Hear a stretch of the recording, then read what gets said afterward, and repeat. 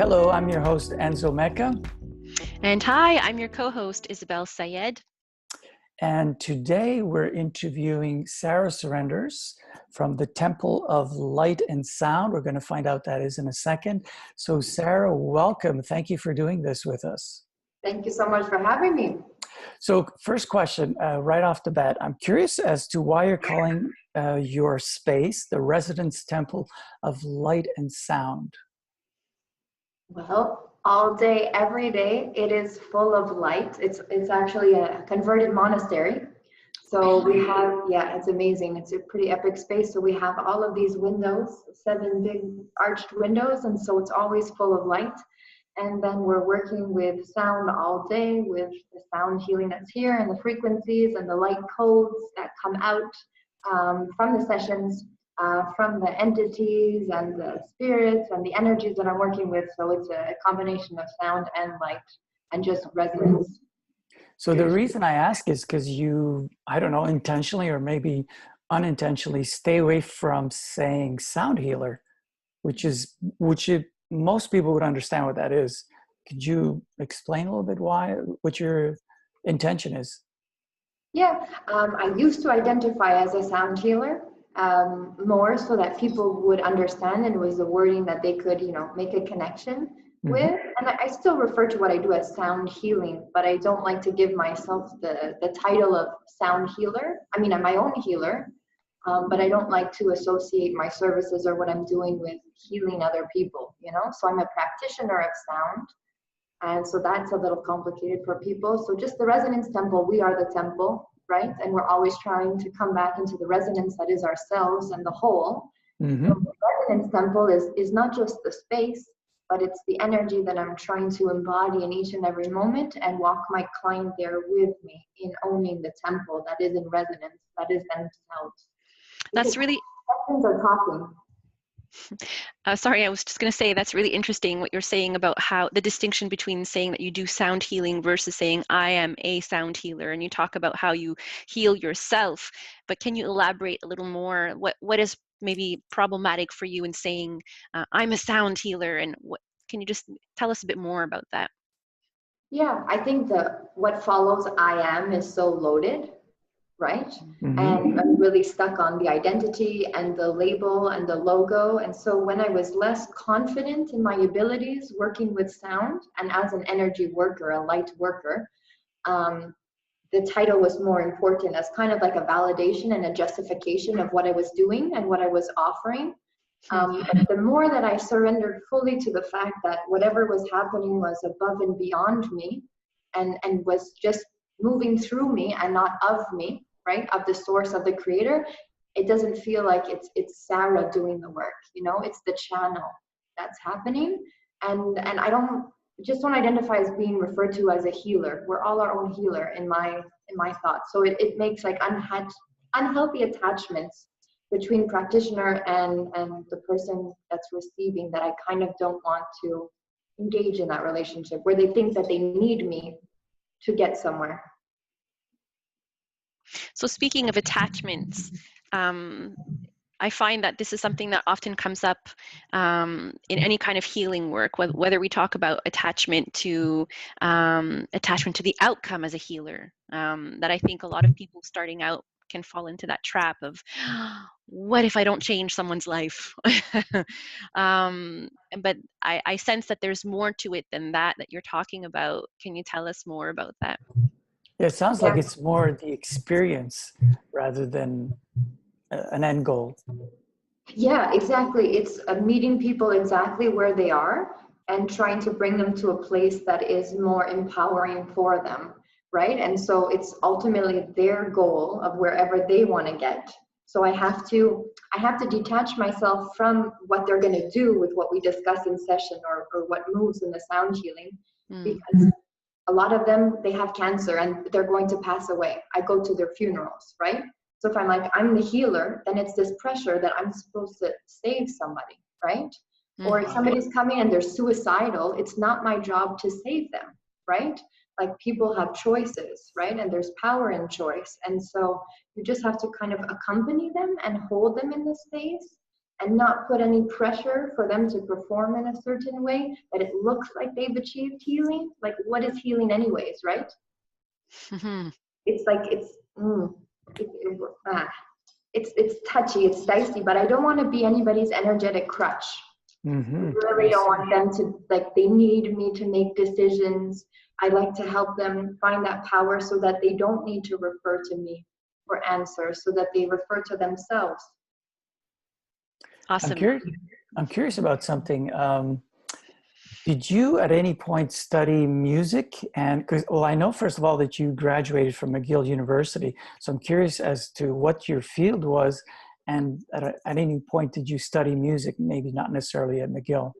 It's definitely not at McGill. I would not have been accepted into music at McGill. I actually studied international development and anthropology. Wow. Which were my passion and still remain my passion, and is still very much a part of what I do. It's ethnomusic, what I do, right? It comes from thousands and thousands of years ago, from the first humans who, picked up and started making drums and whistles and rattles. So it's very, very old what I'm working with. And then the Tibetans singing bowls and the gongs, we're talking thousands of years with traditional cultures and peoples. So it's actually super in alignment with what I studied. Oh, like so in alignment. And then I lived in Ecuador. I married an Ecuadorian, lived in Ecuador for several years in Latin America, where the shamanic culture and tradition and plant medicines are like very rampant, right? How long were you there? I was in Ecuador for 2 years.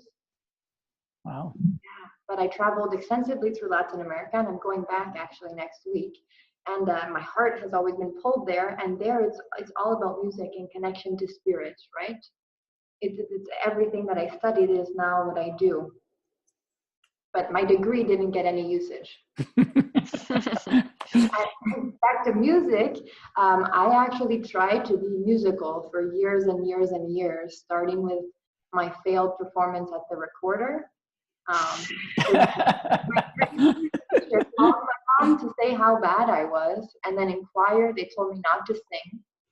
Told me I didn't know how to meet or hear a pitch, so then I'm tone deaf. And then in high school, I tried every single instrument and did extra for music. And my music teacher would tell me, like, you don't need to take music again this year. It's like an extracurricular. And I was almost failing at music. They would give me like extra exams and extra tests to do because I couldn't play the music notes. I just no skill at all, not for lack of trying. So how do you go from that to then creating healing sounds and beautiful sounds? Thank God it has nothing to do with music for me on a personal level. There are some of my colleagues who are very musical and very like they're music oriented, right? Mm-hmm. Whereas I don't listen to any notes, any key, and it's all intuitive. It's all what's coming up in my heart, in the experience, in what's in the room, what's present, and what energy needs to be shifted and changed. And it just whispers in my ear, and I know what to do. And it sounds good usually. And when it doesn't, it's because we're moving heavy, dense energies. That's interesting. So actually, one of the questions I wanted to ask you that I was curious about is, are people who are not very auditory in their learning or perceptive styles, that they're like hearing is just not their major sensory, their sense, can they still, how are they touched or affected by sound healing? That's the amazing thing, because so many people think it's about the sound or it's about the music, but for me, it's about the vibratory quality of the experience. So some of my students have been like almost fully deaf. And some of the participants aren't able to hear, but they can feel the vibrations moving all over their body, right? And the cells are being penetrated by the sound, whether they can receive it or not. So whether you feel connected to sound, we're all vibration, we're all frequency, right? So when we're applying that in and around our field, and the body is going to, feel things, whether it's in the form of emotions or pain or whatever wants to come up. So it's really not about the music. If somebody comes and thinks it's a concert, they'd probably be really disappointed. I'm really disappointed. I'm curious about something. I'm curious about what led you to this modality. So in essence, what I'm asking is, can you give us a short bio of who you were prior to this? Did something happen and now you're here? Sure. Since I was 4, I had a connection to higher level realms and dimensions that you couldn't see, right? And I had relationships with spirits, with energies, with animals, with guides, with my ancestors.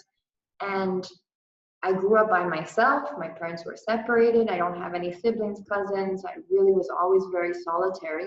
And I would always turn to sound and play the drums and chant and pretend I was recording for a radio station for the world. I used to call it, this is SJT radio. My name is Sarah Jean Turner. So I would, pretend I was broadcasting to the world, but I was in essence, right? Because the power of our thoughts is creating our world and our reality. So I did that since I was 4. And just this connection to these primordial sounds that are familiar but not familiar to us in this time and space. And then I was married. I went through a divorce. I was super depressed, not in a good place at all. So unhappy with my life. Had my university degree, doesn't count for anything. Couldn't find work that was in alignment, and I just decided to go find myself. And I found myself in Bali. And I asked for a sign from the universe, and the first day I saw a sign for sound healing on the wall.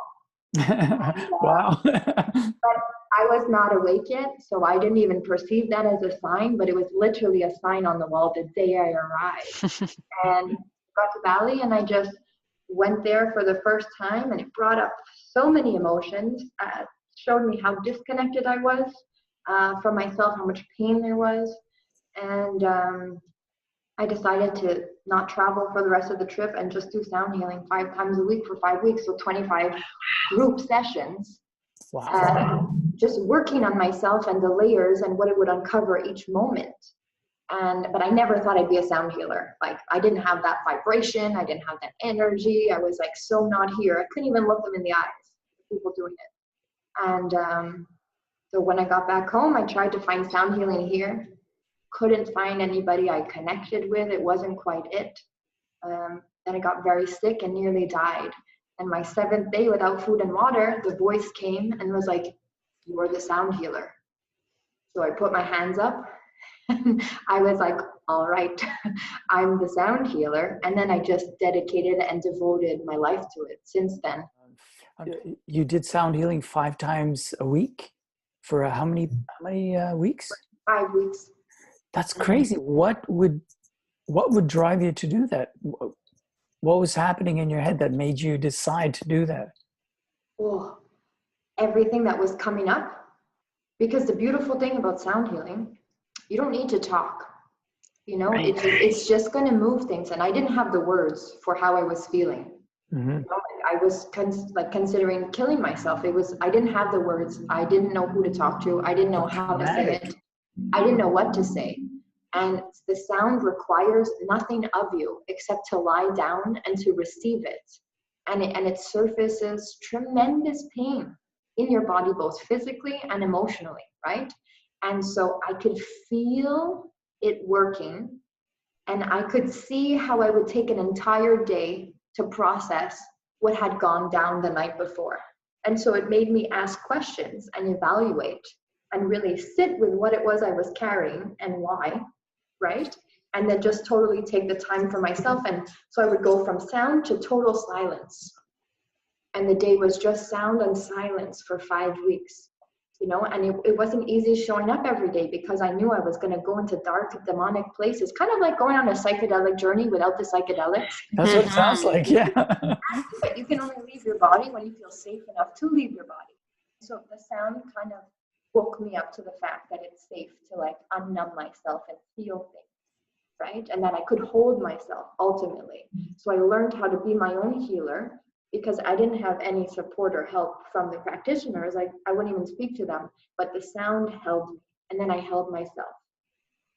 And just out of curiosity, when you were in Bali and you were doing that sound healing, it sounds to me like it wasn't an actual course. It was something that you initiated. So when you would leave there and go back to where you were staying, how did you support that and do your reflection, or were you just kind of back out in the touristic ghetto, and so to me it sounds almost like a retreat, and just a really extended one. Yeah, like I wasn't there to talk to anybody. I did not engage. I was not social. I didn't even do like yoga or anything else. It was just, I knew right away I was on the healing path and the healing journey to find myself. And I knew that sound was that key. I just knew, in the same way my clients and my students know, the moment they come to a sound bath and they're like, this is what's going to get in. So it was just such a reaction of the rest of the world just melts, and the only thing that matters is this and this journey. You mentioned, at least you hinted at intuition. So obviously the next question is, are you intuitive? Are you empathic? Yes. How do you get your information? Totally intuitive, as I believe everybody has the potential to be highly intuitive. I think it's just that muscle that we need to learn how to flex, and to build our confidence and trust that the things that we're feeling and the messages and signs are always there, and we're always ready to receive them. We're so busy with everything that surrounds us, right? All of this interference, all of this static, that our true self gets in the way. So I hear things a lot in my sounds. I get energy diagnostics. I know when there's something wrong in their energy field by what's coming out, and I can feel the emotion that is associated, and I can often go back to exactly where that break in their system, where that soul kind of fragmented, where the pain happened, and I can feel spirits, and I channel people who are, on the other side or are trying to cross over. And so they'll just, come in and around the room. When I'm playing my drum, I'm really leaving the building, leaving this vesicle, leaving the body. Vesicle. Keep saying vesicle, vehicle, vessel. New word. Leaving the body, right? And then just kind of tapping into that universal source of information and feeling their pain. My body really takes it on. Wherever they have pain, I'm always really confident to ask them after, or point or touch exactly where it hurts. So very somatic experience of their issue. And so how do you prevent from, or let me ask it differently. Are you able to do this work and intuit that and without feeling it? Or how do you detach after that as well and not take on? Yeah, I could not feel anything, but I choose to feel in that moment. But then I have to disengage energetically. Like the moment they leave, it does not help or serve them for me to carry their heavy energetic backpack and to carry them. Like we've fulfilled our sacred contract during the healing session, and I'll reach out and be of support if they need me, but not my job to carry their weight because somebody else is coming through the door. So I have to be fully present to them, right? And so I've had to learn how to really clear and, all right, I got the information that I needed to fully understand and do the work, but I don't need to hold on to that. Mm-hmm. People can reach you by coming to one-on-one sessions, corporate sessions, I believe. And also, I just found out you also teach. Can you tell us a bit? Did I miss anything else? Do you do group sessions? Yeah, I do group sessions at least once a week. And the teaching is really one of my focuses over the last 2 years. I've been teaching for 4 years, and it's all direct one-on-one transmissions, 6 days with each student, where we really drop into how sound can work for them, using intuition, using healing themselves first during the session, during the course. So we unpack a lot, right? So it's not just sound. And no course looks the same because no student is the same, and no student is going to connect to the same sounds and the same way of working. So that's my favorite thing is working with students, especially as the demand grows. I just can't meet it anymore. And I love working one-on-one. That's my favorite, with women in particular, women's empowerment. So I understand that you really love to work one-on-one, and it sounds really unique and tailored to each person's energy, and that sounds amazing. And now, as you get more and more demand, are you looking at maybe opening this up to or offering it to groups, this kind of training? Yeah, I would love to train groups, always intimately. I don't believe in the teachers or the gurus who have thousands of students who aren't able to speak to each individual one-on-one and cater to them. So I don't believe I would be fully of service to my students if it was, too big of a group. But there is lots of demand for it, and it would be better on my energy and my schedule as well to kind of do groups. So that is in the works. But I have to find a way that feels really authentic to me. I've come up with a 120-hour course, a group course. I just need the time to be able to build the manual and really prepare what that's going to entail, and then call out these ideal students to find me. I don't advertise my courses. Oh, really? They always come for one-on-one sessions or group sessions, and then they recognize me as their teacher, which is the same way I recognize many of my teachers, is by seeing them, experiencing them, and then wanting to follow them more. And what are some of the ways that some of your students have left your training, or your one-on-one training? What are some of the ways that they've used what you've taught them? A lot of them are massage therapists, body workers, energy workers, yoga instructors. So they add it on as a complement to the modalities that they're already very comfortable working with. Every student uses it differently according to what feels most in resonance with them. So Sarah Surrenders, we're slowly running out of time. I wanted to thank you for the insight. We've gotten to know you a little bit more than just a sound healer. There's definitely a lot of stuff happening there. Lots to know. Very interesting. We'll list your website. Thank you so much for being here. And that's it, everybody. We'll see you soon. Thank you.